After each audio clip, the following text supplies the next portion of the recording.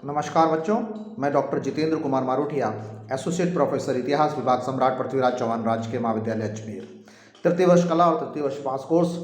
और बच्चों हम बात कर रहे थे 1935 के अधिनियम की, भारत सरकार अधिनियम की। और कल हमने पढ़ा था कि किन परिस्थितियों के कारण जो लंबे तक राष्ट्रीय आंदोलन चल रहे थे और विभिन्न घटनाएं चल रही थी, असहयोग आंदोलन और असंविधान आंदोलन, और उसके पश्चात 3 वर्ष तक 4 वर्ष तक जो विभिन्न घटनाएं चली, उन घटनाओं के कारण ब्रिटिश सरकार भारत के बुद्धिजीवी वर्ग को या किसी प्रकार से आम जो जो ब्रिटिश हितैषी की तरफ थोड़ा सा झुक रहे थे, उनको एक प्रलोभन देके ये लागू करना चाहती थी। और 1935 का भारत सरकार अधिनियम पारित किया गया।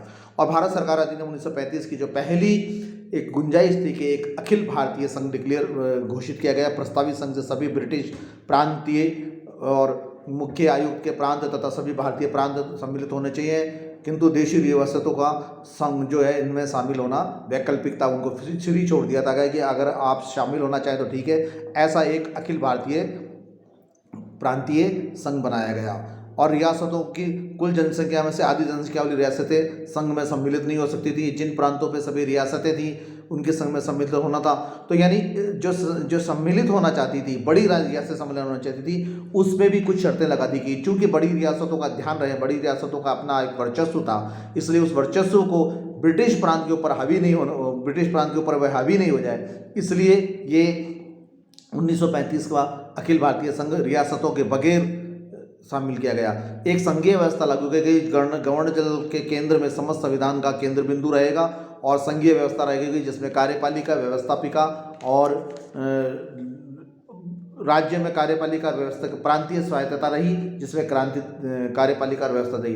अब कहने को 250 प्रांतों के और अधिकाधिक 125 सदस्यीय रियासतों के तो होने थे, लेकिन इनमें से 125 सदस्यीय रियासतों से नहीं आए व्यवस्थापिका में। तो ये एक अत्यंत विचित्र व्यवस्था थी कि साधारण प्रचलन के उच्च सदन के सदस्यों का चुनाव सीधे मतदान द्वारा किए जाने तथा निम्न सदन का जो है ज़्यादा महत्वपूर्ण, उसके सदस्यों का चुनाव अप्रत्यक्ष तरीके से हो।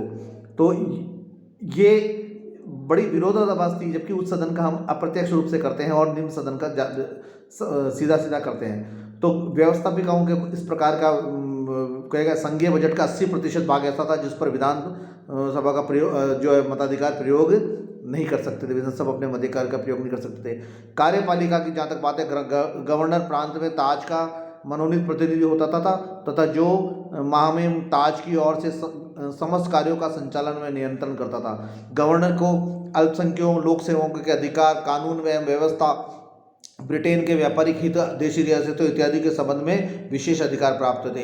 अर्थात बजट, आईसीएस, सिविल सर्विसेज वाले प्रांतों के आपसी रिलेशन, इनमें गवर्नर को थे। और ये थे 1935 के अधिनियम की कुछ अन्य धाराएं इस प्रकार भी थी। संघीय न्यायालय की एक स्थापना की गई थी। नया संविधान जो है रिजिड बनाया था। इसमें संशोधन करने की शक्ति भी केवल अंग्रेजी संसद को ही थी। भारतीय विधानसभा केवल इसमें संशोधन का प्रस्ताव रख सकती थी, पूर्णतः संशोधन का अधिकार उनमें नहीं था। एक रिजर्व बैंक ऑफ इंडिया की स्थापना भी इसी में की गई थी। एक केंद्रीय बैंक की स्थापना की गई।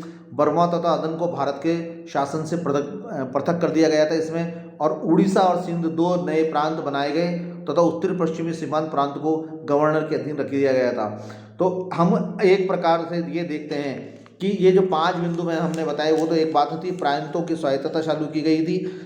लेकिन 260 अधिकतम संख्या जो केंद्रीय व्यवस्थापिका बनाई थी, उसकी 260 सदस्य थी। उसको 156 प्रांतों से चुने प्रतिनिधि और अधिकतम 104 रियासतों के प्रतिनिधि होने थे। लेकिन ऐसा नहीं किया गया, बल्कि लगभग 200 से ऊपर के प्रतिनिधि ब्रिटिश प्रांतों के लिए गए। तो ये सबसे बड़ी जो थी कि आप अखिल भारतीय संघ बना रहे हो, आप संघीय व्यवस्था लागू कर रहे हो, लेकिन आम जनता को, आम जनता के प्रतिनिधि को, लोकतांत्रिक व्यवस्था को या डोमिनेट स्टेट्स की जो आप बात कर रहे थे, उसको आप किसी प्रकार से पूर्ति नहीं कर रहे हो। आपने 1935 का अधिनियम, भारत सरकार का अधिनियम भारत को दे दिया, लेकिन कार्यपालिका व्यवस्थापिका जो प्रांतीय स्वायत्तता की बात कर रहे थे, उसको भी अपूर्ण ले लिया, क्योंकि कार्यपालिका और व्यवस्थापिका में सदस्य आपके हितैषी और आपके अनुसार आने थे।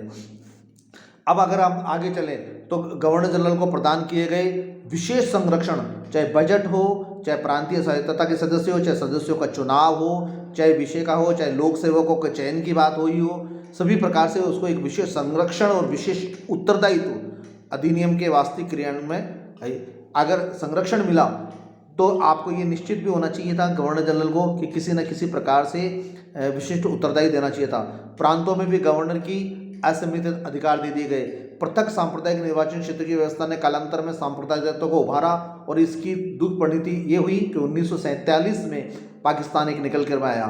यानी 1935 में आप अखिल भारतीय संघ बना रहे हो, लेकिन पूर्व में जो आपने सांप्रदायिक चुनाव प्रणाली लगी 1909 के चुनाव से रोलर ट्रैक के बाद में और उसके बाद में मुस्लिम लीग को प्रतिनिधि दिया, उन सबको आप यथावत रख रहे हो।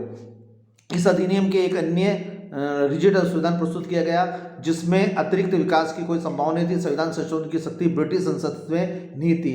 भविष्य में जो तत्कालीन परिस्थितियाँ थी 1934-35 में वो तो ठीक थी, लेकिन अगर परिस्थितियाँ और भी विकट हो जाती है, क्योंकि हम देखते हैं कि अंतर्राष्ट्रीय स्तर पर अधिनायकवाद बढ़ रहा है, तो परिस्थितियाँ चेंज होगी। ऐसी चेंज में केवल ब्रिटिश जो संसद थी उसको ही संशोधन का अधिकार था। प्रांतीय स्वायत्तता नाम मात्र की थी। भारत के राष्ट्र हितों की बिल्कुल प्योर उपेक्षा की गई। जो तत्कालीन विषय थे उन पर किसी प्रकार का विषय को जारी नहीं किया। इस अधिनियम ने केंद्र पर द्वैध शासन थोप दिया। जिस द्वैध शासन को साइमन कमीशन ने पूर्णतः दोषपूर्ण बताया था, उसी को केंद्र पर वापस हो रही। राज्यों में और केंद्र में जो साइमन कमीशन ने द्वैध शासन 1919 के अधिनियम के तहत बताया था वो वापस लागू कर दिया गया। अधिनियम के संघीय कानून व्यवस्था दोस्त थे। अधिनियम के जिस ढंग से निर्माण की परिकल्पना की थी उस प्रति न तो सरकार की गंभीर थी और न ही किसी प्रकार के निश्चित प्रावधान किए गए थे। संघ में शामिल होने नहीं होने की गुर्दी, संघ में शामिल होना नहीं शामिल होना जो है वो उन पर खुद पर स्वतंत्र छोड़ दिया गया था। और फिर बाद में इस तरीके की परिस्थिति पैदा की गई थी कि जो देशी रियासतें थी वे स्वयं भी खुद भी इसमें शामिल नहीं होना चाहती थी। अंग्रेजी सरकार की दीर्घकालीन नीति, इस अधिनियम को हम देखें तो सबसे बड़ी बात ये थी कि 1945 से 1939 की अवधि में अंग्रेज सरकार ने जो दीर्घकालीन रणनीति की थी उसके मुख्य बिंदु इस प्रकार के थे। अंग्रेज सरकारों को मत दमन व अस्थायी उपाय, लंबी अवधि के लिए दमन की रणनीति पर कांग्रेस का एक बड़ा तबका संघर्ष के संवैधानिक तरीकों को छोड़कर हिंसा का रास्ता स्वीकार कर सकता है, इसलिए दमन का मार्ग उचित नहीं है। उन्होंने ये इसमें एक लॉलीपॉप सिस्टम किया गया कि नहीं अब दमन नहीं करेंगे, अब लॉलीपॉप दिया जाएगा। उदारवादी व संवैधानिक नरमपंथी जो सवीकन आंदोलन के दौरान जन समर्थन खोजते सुधार के द्वारा सरकार की ओर आकर्षित हो जाएंगे। जिनमें जन समर्थन कम हो गया था सविनय के अंदर उनके लंबे चलने के कारण उनका वगैरह एक बार सत्ता के स्वाद को अगर कोई आदमी चख लेगा या कांग्रेस ही चख लेंगे या भारतीय चख लेंगे तो फिर वे बलिदान की राजनीति या संघर्ष की राजनीति भूल जाएंगे। इसके पीछे सबसे बड़ा उद्देश्य ये भी था। संवैधानिक तथा अन्य रियासतों द्वारा संवैधानिक संघर्ष में आस्था रखने वाले लोगों को सरकार के प्रति निष्ठावान बनाना और जन आंदोलन को उन लोगों को जन आंदोलन से मुख्य धारा से अलग करना, ये भी एक मुख्य उद्देश्य था इसका। और प्रांतीय स्वायत्तता लागू होने से सशक्त प्रत्यय नेताओं का उदय होना, धीरे धीरे राजनीतिक स्वायत्त केंद्र बन जाएंगे, इससे प्रांतीय स्वायत्तता पर सिमट कर रह जाएगी, ये एक था।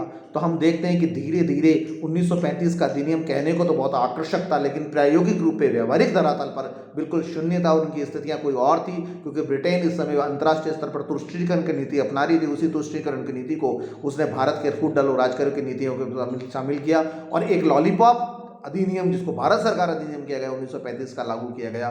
धन्यवाद।